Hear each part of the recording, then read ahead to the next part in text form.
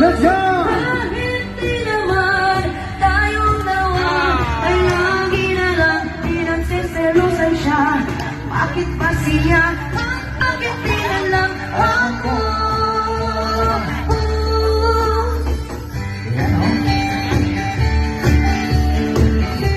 Yan ang aga ng ating selos ha. Siyempre. Ayaw mo nagtabog eh. Didi